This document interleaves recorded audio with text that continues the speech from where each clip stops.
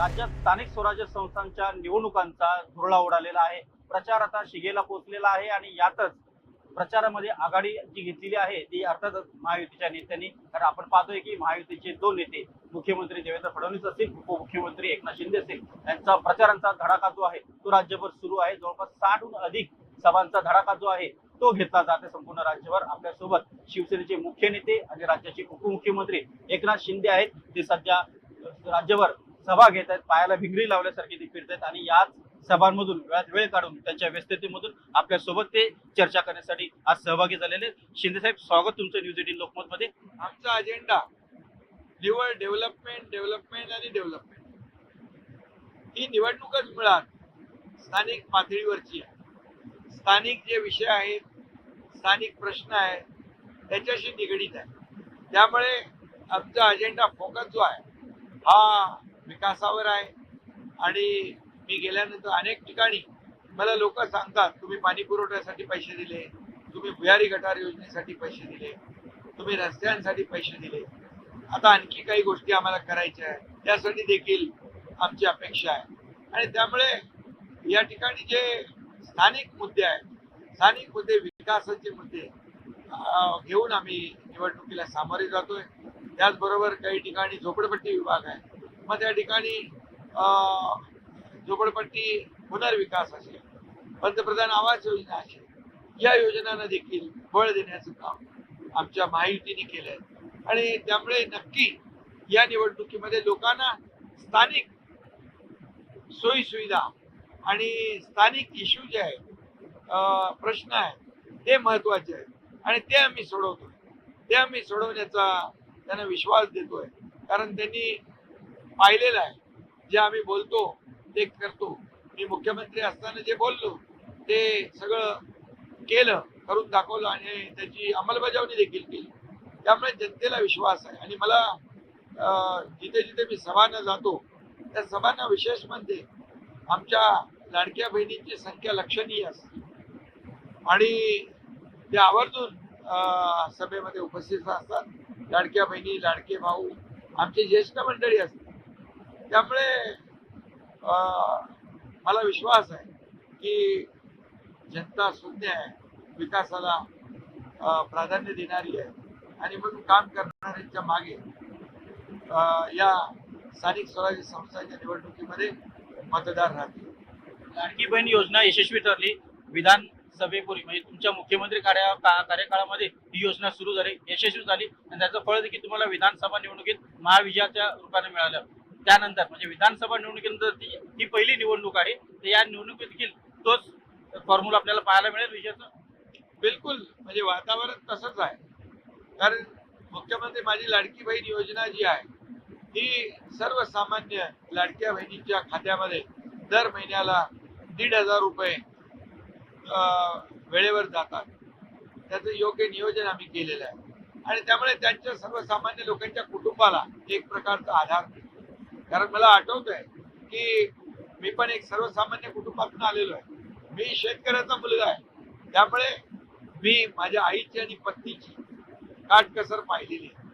त्यांची तगमग डोळ्यातली पाहिलेली आहे की कसं प्रपंच, कुटुंब, महिना कसं काटकसरीने चालवायचा हे मी पाहिलंय. आणि त्यामुळे मला ती जाण आहे आणि जाण ठेवूनच जेव्हा मी मुख्यमंत्री झालो त्यावेळेस मग आम्ही सरकारने ठरवलं की या सर्वसामान्य आमच्या लाडक्या बहिणी आहेत, त्यांच्या जीवनाला काही ना काही आधार आपण दिला पाहिजे. आणि मग त्यातूनच लाडकी बहिणी योजनेचा जन्म झाला आणि त्याचा लाडक्या बहिणी कमिटेड असतात.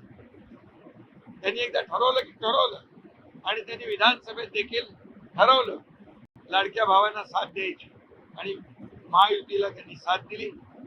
मला वाटतं तोच ट्रेंड जो आहे या निवडणुकीमध्ये पाहायला मिळतोय.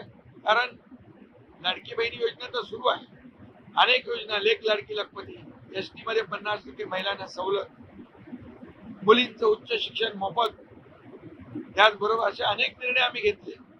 आज लाडकी सून अभियान, लाडकी सून म्हणजे ज्या ज्या ठिकाणी अन्याय अत्याचार होतो ते देखील सुनेचं रक्षण करणं, न्याय देणं, शेवटी ती देखील कुणाची ना कुणाची मुलगी असते, बहीण असते. आणि म्हणून त्याचबरोबर या राज्यामध्ये मी मुख्यमंत्री असताना आईचं नाव आपल्या नावासमोर लावण्याचा निर्णय आम्ही घेतला, तो देखील ऐतिहासिक. त्यामुळे लाडक्या बहिणी, माता भगिनी ज्या आहेत त्या एकदम खंबीरपणे आमच्या मागे उभ्या आहेत. आणि त्याचबरोबर माता सुरक्षित तर कुटुंब सुरक्षित हे अभियान देखील आम्ही आमच्या काळात राबवलं. 3 कोटी महिलांची तपासणी केली आणि त्यामध्ये मोठ्या प्रमाणावर महिला भगिनींना त्याचा फायदा झाला. आणि म्हणून या सर्व बाबी आहे, केलेलं काम आहे, लोकांसमोर आहे. आणि आता स्थानिक पातळीवरचे जे आहेत हे स्थानिक स्वराज्य संस्थांचे विषय हे काय आहे, हे मूलभूत सोयी सुविधा त्यांना मिळाल्या पाहिजे, हा त्यांचा अधिकार. राज्यामध्ये प्रचाराचा धुरळा उडालेला आहे आणि आपण पाहतोय सर्वाधिक सभा या भाजप आणि शिवसेनेच्या होत आहेत. तुमचा थेट सामना कोणाशी आहे? कारण तुमचा मित्र पक्ष, महायुतीचा सहकारी पक्ष भाजप आणि शिवसेना हे दोनच पक्ष मोठ्या प्रमाणात सभा घेताना दिसत आहेत. तुमचा थेट सामना भाजपशी आहे या निवडणुकीत? नाही, काय आहे याच्यामध्ये, काही ठिकाणी युती आहे, काही ठिकाणी वेगवेगळे लढतोय. स्थानिक पातळीवर ही कार्यकर्त्यांची निवडणूक आहे, त्यामुळे कार्यकर्त्यांचा उत्साह असतो. तिथले वेगवेगळ्या ठिकाणी वेगवेगळी समीकरणं असतात, कार्यकर्त्यांना संधी मिळत असते. त्यामुळे काही ठिकाणी आमची युती आहे, काही ठिकाणी आम्ही मैत्रीपूर्ण लढतोय. परंतु शेवटी निकाल मात्र महायुतीच्या पारड्यामध्ये मोठ्या प्रमाणात पडेल. म्हणजे विजय झाला, सत्ता स्थापनेची वेळ आली तर प्राधान्य कोणाला देणार? म्हणजे स्थानिक पातळीवरती सर्वाधिक सत्ता स्थापनेसाठी काय रणनीती असेल? बघा, आता तर आम्ही जिथं युती नाही तिथं मैत्रीपूर्ण लढतोय आणि आम्ही केंद्रामध्ये एनडीए मध्ये आहोत, महायुतीमध्ये आहोत, राज्यामध्ये आम्ही महायुतीमध्ये आहोत. त्यामुळे महायुतीलाच प्राधान्य मिळणार. राज्यामध्ये शिवसेना आणि भाजपच्या सर्वाधिक सभा होत आहेत, चर्चेमध्ये तुम्ही दोन्ही पक्ष दिसतायत. मात्र तुमचे विरोधक महाविकास आघाडी यांचीच कुठे सभा होताना दिसत नाही. महाविकास आघाडीचे नेते सभा घेताना राज्यात दिसत नाही स्थानिक स्वराज्य संस्थांच्या निवडणुका. खरं म्हणजे हा प्रश्न बरोबर आहे. महायुतीच्याच सभा होत आहेत, महाविकास आघाडी त्या सभा होत नाही. मला वाटतं त्यांनी आपला पराभव स्वीकारलेला दिसतो आणि त्यामुळे आणि महायुतीचा विजय होईल अशा प्रकारचं एक प्रकारचं त्यांनी मान्य केलेलं दिसतंय. म्हणूनच ते कुठे मैदानात दिसत नाही, कारण मैदानातच दिसले नाही तर जिंकणार कशी. आणि त्यामुळे कार्यकर्ते जे महाविकास आघाडीचे आहेत ते देखील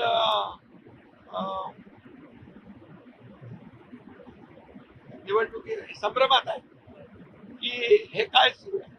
आणि म्हणून आम्ही कार्यकर्त्यांना भेटतोय, मतदारांना भेटतोय, लोकांशी संवाद साधतोय, त्यांचे प्रश्न जाणून घेतोय, ते सोडवण्याचा प्रयत्न करतोय.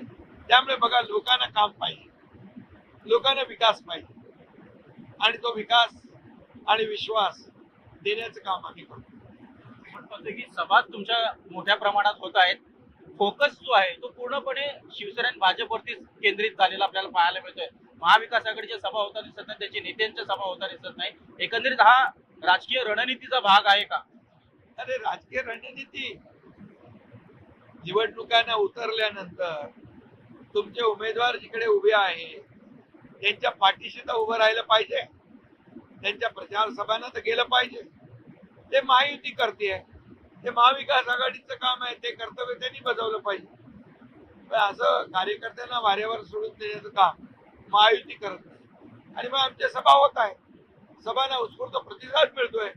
मी पुन्हा एकदा सांगतो की प्रचंड उत्स्फूर्त असा प्रतिसाद लाडक्या बहिणींचा, भावांचा, सगळ्यांचा मिळतोय, ज्येष्ठांचा मिळतोय. याचं कारण काय? याचं कारण आम्ही केलेलं काम, त्याने आम्ही केलेला विकास आणि आम्ही सुरू केलेल्या कल्याणकारी योजना याच्यावर विश्वास लोक दाखवतात. आपण पाहतोय की स्थानिक स्वराज्य संस्थांच्या निवडणुकांमध्ये शिवसेना विरुद्ध भाजप असे उमेदवार अनेक ठिकाणी आमने सामने आलेले आहेत आणि ते आमने सामने येत असताना अनेक वेळा आरोप प्रत्यारोप देखील मोठ्या प्रमाणात होतोय. काही ठिकाणी संघर्ष जो आहे तो टोक गाठताना देखील दिसतोय. अशा वेळेला तुम्ही स्थानिक नेत्यांना काय सांगताय तिथे त्या संदर्भात? नाही, यामध्ये एकच आहे की आम्ही जे पॉझिटिव्ह आहे, जे प्रॅक्टिकल आहे आणि विकासाचा मुद्दा घेऊन आपण काय चांगलं करू शकतो हे आपण बोललं पाहिजे. त्यामुळे ही निवडणूक जी आहे ही स्थानिक पातळीवरची असली तरी सुद्धा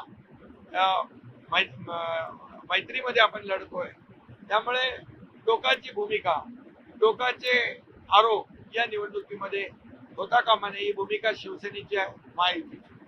तुमच्या पक्षाचे आमदार निलेश राणे यांनी तळ कोकणामध्ये भाजप विरुद्ध खूप मोठं आक्रमक भूमिका जी आहे ती घेतलेली आपल्याला पाहायला मिळते.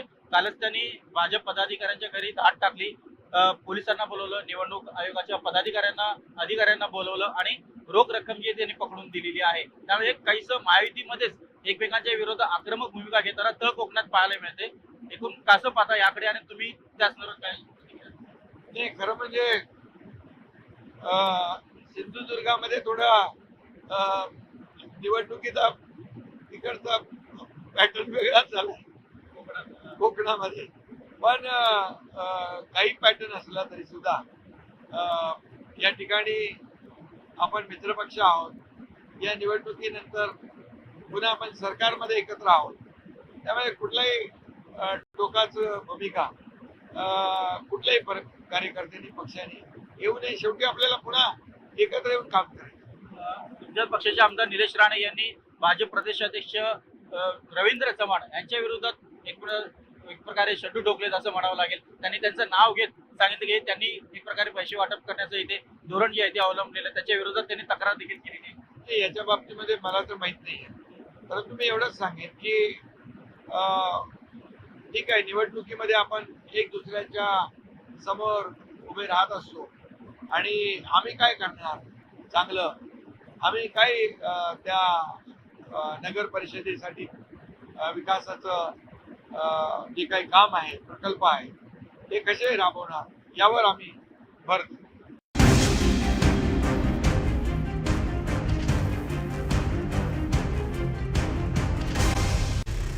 स्थानिक स्वराज्य संस्थांच्या निवडणुका होण्यापूर्वी उमेदवारांची मोठ्या प्रमाणात पळवापळवी होताना पाहायला मिळाले. एकमेकांचं पक्ष फोडाफोडी जे आहे ते राजकारण देखील उफाळून येताना पाहायला मिळालं. शिवसेना आणि भाजप याच्यामध्ये खूप मोठी रस्सीखेच जी आहे पक्षांतर्गत देखील दिसून आलेली आहे. विशेषतः रवींद्र चव्हाण हे शिवसेना पक्षाचे महत्वाचे नेते, पदाधिकारी स्थानिक पातळीवर हे बोलताना दिसून आले. त्याबद्दल राग देखील व्यक्त करण्यात आलेला आहे, नाराज देखील व्यक्त करण्यात आले. आपली काय प्रतिक्रिया? या बाबतीमध्ये मुख्यमंत्री महोदयांची आमची चर्चा झालेली आहे आणि अगदी सविस्तर चर्चा या बाबतीमध्ये आम्ही केली आहे आणि शेवटी चर्चेच्या माध्यमातूनच प्रश्न सुटत असतात.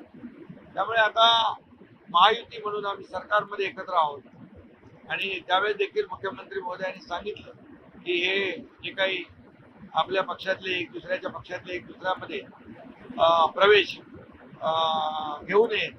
आणि मी देखील शिवसेनेच्या आमच्या पदाधिकाऱ्यांना, कार्यकर्त्यांना सांगितले की आपसामध्ये हे पक्षप्रवेश जे आहेत ते घेता कामा नये.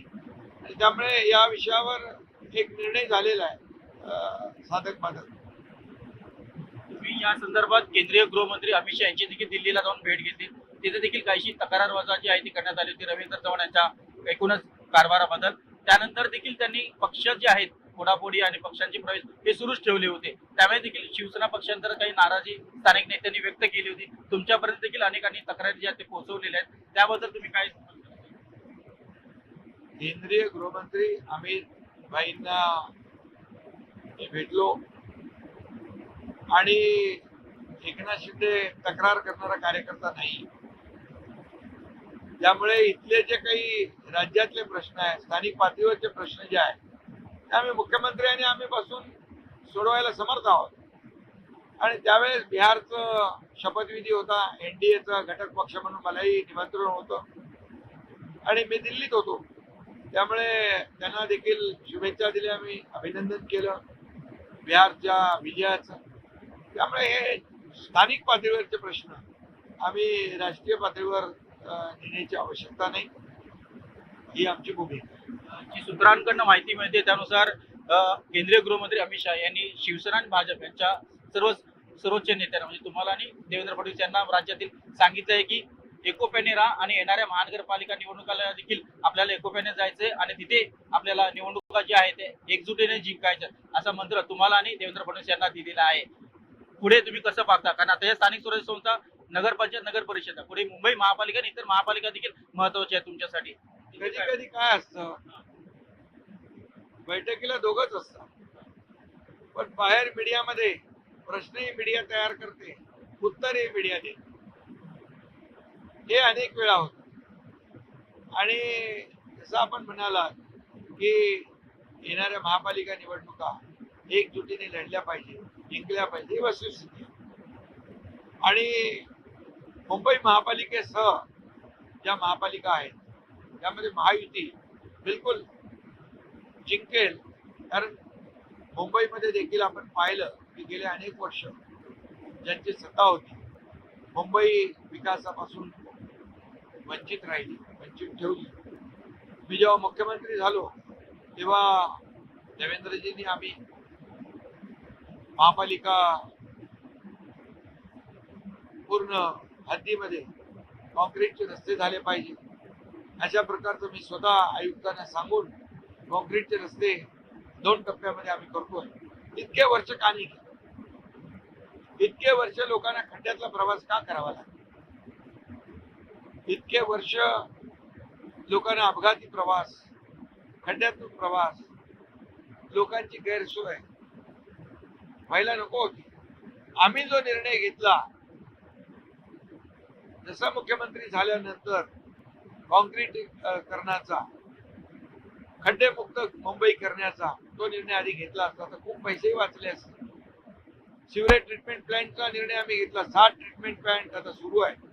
त्यात आतापर्यंत सगळं प्रदूषित पाणी समुद्रात आपण सोडतो आणि बाजूला बघतो आपण काळं क्षार पाणी हे खरं म्हणजे निळं पाणी आणि ते ट्रीटमेंट प्लॅन्ट जे आहे ते आता कार्यान्वित होते आणि समुद्रात सोडणं जाणारं पाणी देखील ट्रीटमेंट केलेलं शुद्ध पाणी असतं. त्याचबरोबर आरोग्य व्यवस्था आम्ही मजबूत केली. बाळासाहेब ठाकरे आपला दवाखाना आम्ही प्रत्येक वॉर्डात केला. मेट्रोची कामं थांबली होती त्याला आम्ही चालना दिला. मेट्रोला स्थगिती दिली होती अनेक ठिकाणी त्याला चालना दिली. कारशेडला चालना दिली. कोस्टल रोड आम्ही युद्ध पातळीवर रेकॉर्ड ब्रेक टाइम मध्ये केला. अटल सेतूचं काम पूर्ण झालं. हे मुंबईमध्ये देखील ट्रॅफिक कमी करण्यासाठी वाहतूक कोंडी कमी करण्यासाठी MMRDAच्या माध्यमातून विविध प्रकल्प आम्ही राबवतो आणि याचा फायदा मुंबईकरांना होईल. मुंबईमध्ये झोपडपट्ट्या आहेत म्हाडाच्या धोकादायक इमारती आहेत त्यासाठी आम्ही क्लस्टरचा निर्णय घेतला. लोकांचं घरांचं स्वप्न असतं. अनेक प्रकल्प 20-20, 25-25 वर्ष रखडले त्यांना आम्ही चालना देतोय. आमची जी शासकीय प्राधिकरण आहेत त्यांच्यासोबत जेवी करून त्यांना आम्ही पुनर्विकासाला चालना देतोय. जसं मी एक उदाहरण देईन की रमाबाई आंबेडकर नगर 17,000 लोक राहतात.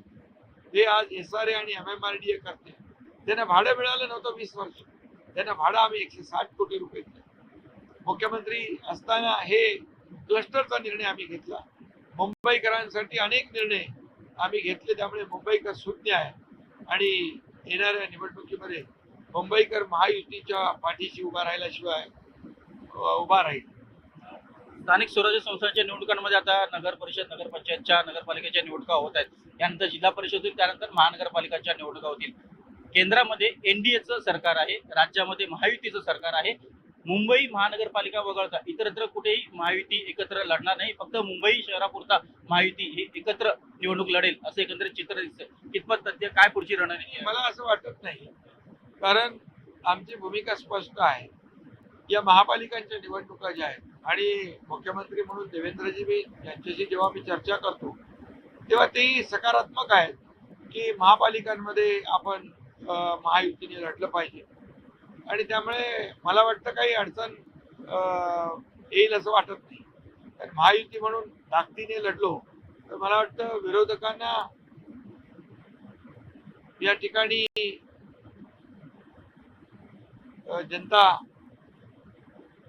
घरी बसवल्याशिवाय राहणार नाही. तुम्ही आता जळगावला चालत, जळगावचे मंत्री आहेत गुलाबराव पाटील यांचं काल एक वक्तव्य समोर आलेलं आहे की आमच्याकडे भरपूर पैसा आहे, तुम्ही लक्ष्मी दर्शन होणार तुम्हाला 1 तारखेला, तुम्ही काळजी करू नका. त्यामुळे कुठेतरी महायुती अडचणीत येते असं वाटतं. भरपूर पैसा म्हणजे विकासाला भरपूर पैसा, निधी, तुम्ही त्याचा गैरअर्थ काढू नका. आणि डेव्हलपमेंटसाठी, विकासासाठी, मग पाणी पुरवठा योजना असेल, भुयारी गटार योजना असेल, शहरातले रस्ते असतील, यासाठी निधी कमी पडणार नाही. आणि अशा प्रकारचं त्यांचं वक्तव्य, आणि त्यांनी त्याचा व्यवस्थित नंतर खुलासाही केलेला आहे.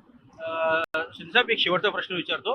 राज्यात आता स्थानिक स्वराज्य संस्थांच्या निवडणुकांमध्ये शिवसेना विरोधात भाजप आणि राष्ट्रवादी असा एकूण सामना आपल्या पाहिजे. विरोधात नाहीये तुम्ही, विरोधाचा ही निवडणूक जी आहे ही कार्यकर्त्यांची आहे, स्थानिक पातळीवरची आहे. स्थानिक पातळीवर वेगवेगळी समीकरणं असतात आणि त्यामुळे ही जिथं युती आहे, अनेक ठिकाणी युती आहे, अनेक ठिकाणी वेगवेगळे लढतोय, मैत्रीपूर्ण लढतोय. त्यामुळे शेवटी महायुती म्हणून, राज्यामध्ये महायुती म्हणून आम्ही काम करतो. त्यामुळे शेवटी आपण एकंदर जर रिझल्ट बघाल शेवटी, तर महाविकास आघाडीचे लोकच नाहीये मैदानात, महायुतीचेच लोक आहेत. त्यामुळे एकंदर एंड रिझल्ट जो आहे हा महायुतीच्या पारड्यामध्येच पडणार. निकाल लागल्यानंतर सत्ता स्थापनेच्या वेळेला स्थानिक पातळीवरती प्राधान्य कुठे देणार तुम्ही? पुन्हा महायुती, शिवसेना भाजप एकत्र येतील, राष्ट्रवादी काँग्रेस एकत्र येतील, म्हणजे महायुतीच एकत्र म्हणजे एकमेकांच्या विरोधात लढणं आणि रिझल्ट लागल्यानंतर पुन्हा एकत्र सत्ता स्थापन करणं. बघा, शेवटी आमची युतीची विचारधारा जी आहे, आणि काही वेळेस काय असतं, कार्यकर्ते आमच्या पक्षातले निवडणूक लढवण्यासाठी आग्रही असतात, समोर मित्र पक्षातही आग्रही असतात, आणि मग शेवटी निवडून आल्यानंतर महायुतीचेच कोणी ना कोणी येतील. त्यामुळे पुन्हा निवडणूक झाल्यानंतर एकत्र विकासाची कामं करण्यासाठी येणार आहोत. तर आपण पाहतोय की राज्याचे उपमुख्यमंत्री आणि शिवसेनेचे मुख्य नेते एकनाथ शिंदे साहेब यांनी न्यूज 18 लोकमतला एक्सक्लुसिव्ह मुलाखत दिलेली आहे आणि त्यांनी अनेक प्रश्नांना सविस्तर उत्तरं दिलेली आहेत. निकाल काही लागो, निकालानंतर विकासासाठी आम्ही पुन्हा एकत्र येऊ असं देखील त्यांनी स्पष्टपणे सांगितलं आहे. व्हिडिओ जर्नलिस्ट गणेश कदमसह उदय जाधव, न्यूज 18 लोकमत, मुंबई.